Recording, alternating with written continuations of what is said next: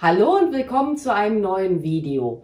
Dieses Mal habe ich vor, ein herbstliches Windlicht mit diesem Nutella-Glas zu erstellen. Ja, und im folgenden Video zeige ich euch Step by Step, wie ich das machen werde. So, der Deckel von meinem Nutella-Glas, der kann jetzt ab und wird dann halt später entsorgt werden. Ja, und im ersten Schritt werde ich meine Blattaufkleber auf mein Nutella-Glas draufkleben. Ich habe die jetzt selber erstellt und zwar folgendermaßen. Ich habe auf eine alte Leinwand ganz viel Kreppband draufgeklebt und dann habe ich die Ränder mit meinem Skalpell ausgeschnitten. Man kann solche Blattaufkleber aber auch letzten Endes fertig kaufen, ne? Die Arbeit müsst ihr euch jetzt nicht wirklich machen. Aber ja, ich wollte das Projekt jetzt, ich sag mal, im Prinzip direkt angehen und hatte jetzt auch keine Lust, stundenlang durch die Läden zu laufen und halt so Blattaufkleber zu suchen. Das Originalblatt, das stammt jetzt auch von einem Ahorn in meinem Garten, beziehungsweise von einem Ahorn-Bonsai. Der wird irgendwann auch mal wieder ein Video bekommen, wenn ich an ihm weiterarbeiten werde. So, dann müssen wir dich hier noch draufkleben. Ich mache das jetzt mit Absicht mal etwas krumm.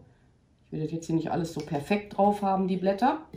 Stiele hätte man jetzt auch mit dran machen können, aber habe ich jetzt sein lassen, ne? Bleibt jetzt jedem selbst überlassen. Man kann auch ganz viele Blattaufkleber erwerben, da gibt es verschiedene, also Ahornblätter, Buchenblätter, einfach mal gucken. Manchmal hat man auch Glück im Discounter, dass man die findet.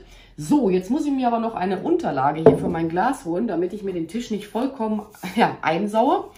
Das Glas wird nämlich jetzt im nächsten Schritt oder in Schritt Nummer 2 mit Sprühfarbe besprüht werden. In meiner Werkstatt habe ich jetzt alle Türen und Fenster offen stehen. Dann werde ich während des Besprühs noch eine Maske tragen, sicher ist sicher. Und ich ziehe mir außerdem auch noch Handschuhe an.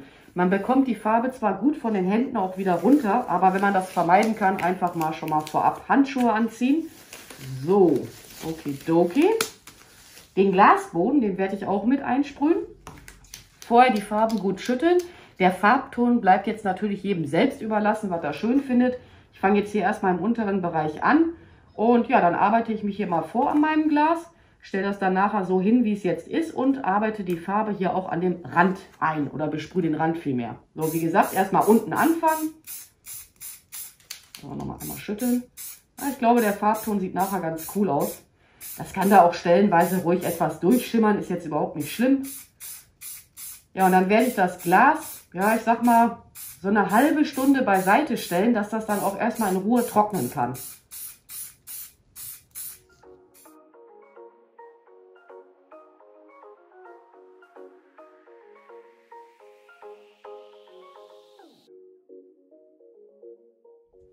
Mein Glas ist jetzt mittlerweile getrocknet und dann werde ich jetzt mal vorsichtig die Aufkleber entfernen. Und ich bin mal gespannt, ob das Ganze überhaupt was geworden ist, aber macht jetzt schon mal auf mich einen ganz guten Eindruck. Ja, meine Schablone, die wird jetzt natürlich kaputt gehen, aber ist jetzt nicht so schlimm. Dann kann ich mir einfach mal wieder irgendwann mal eine neue basteln.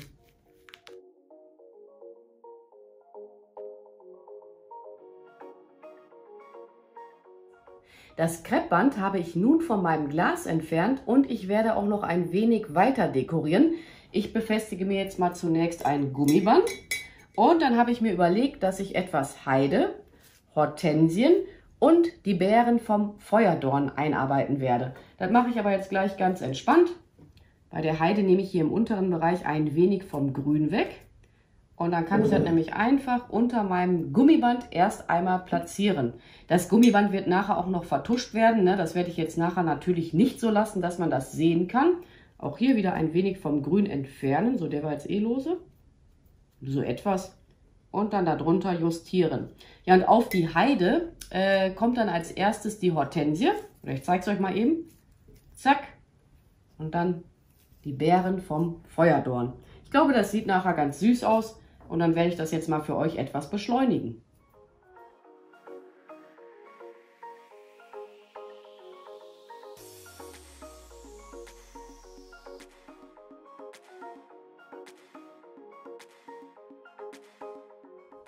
Nun befestige ich diese Schnur an meinem Gummiband und umwickle das Gummiband so lange, ja, bis ich halt nichts mehr davon sehen kann.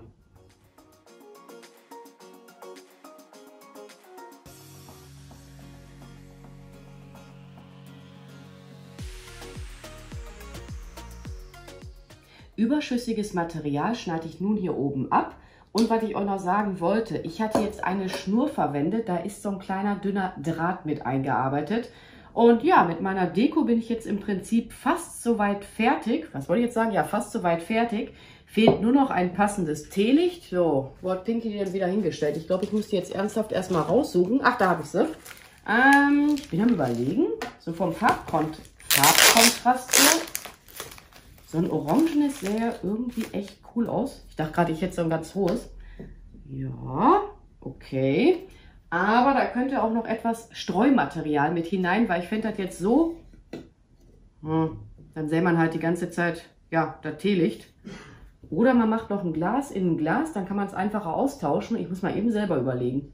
Ich habe mir jetzt so meine Gedanken gemacht und ich werde es jetzt riskieren. Ich werde etwas von diesem Dekosand in mein Glas hineinstreuen und dann arbeite ich das Teelicht etwas ein.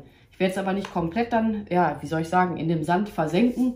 Nur, dass das halt etwas, ja, kaschiert ist nachher. Ja, vielleicht sollte ich das auch mal schuckeln. Das war jetzt hier gerade eine Fehlentscheidung. Ich frage mich gerade, warum in meinem Sand hier so komische Stippen drin sind. Der ist jetzt nicht irgendwie nass geworden. Bei den Glasboden, den fand ich jetzt optisch ehrlich gesagt nicht so prall. Könnte aber noch etwas hinzugeschüttet werden, aber nur noch etwas, weil ich will ja auch das Ahornblatt nachher sehen können. Wieder ein bisschen schuckeln. Ja, und dann ist man mit der Deko soweit fertig.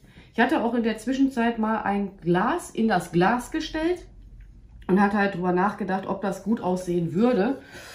War jetzt nicht so meins. Ne? Aber es bleibt ja wirklich jedem selbst überlassen, wie er das weiter dekorieren möchte, wenn er das Glas, besprüht hat. Man hätte jetzt auch genauso gut hier eine Lichterkette einarbeiten können, das Glas befüllen oder womit auch immer. Aber die Familie ist schon angewiesen, die Nutella-Gläser doch bitte mal wieder schnell leer zu machen. Ja, ich persönlich, ich mag das gar nicht. Hätte ich jetzt fast vergessen. Ich wollte euch ja auch noch zeigen, wie das Ganze aussieht, wenn das Teelicht an ist. Mit einem Stabfeuerzeug wäre es jetzt einfacher gewesen. Mal gucken, ob das klappt. Ja.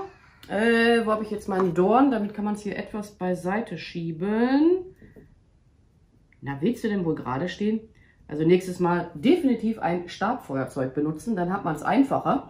Ja, und mit der Deko bin ich jetzt soweit fertig. Die Hortensien, auch die Heide, die werden im Laufe der Zeit natürlich eintrocknen.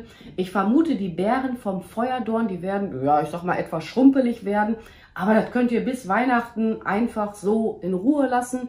Man kann es auch letzten Endes beiseite stellen und dann halt für nächstes Jahr noch aufheben. Ich würde allerdings die Beeren vom Feuerdorn dann irgendwann mal hinausnehmen. Ich denke, die werden nach einem Jahr nicht mehr so super toll aussehen. Und ja, noch mehr kann ich euch jetzt zu diesem Thema nicht erzählen. Wie üblich findet ihr alle benötigten Materialien in der Videobeschreibung, auch mit welcher Sprühfarbe ich jetzt gearbeitet habe. Ja, und ansonsten werde ich mich jetzt auch mal an dieser Stelle bei euch verabschieden. Ich bedanke mich fürs Zuschauen, macht's gut, eure Pink Peach. Bye!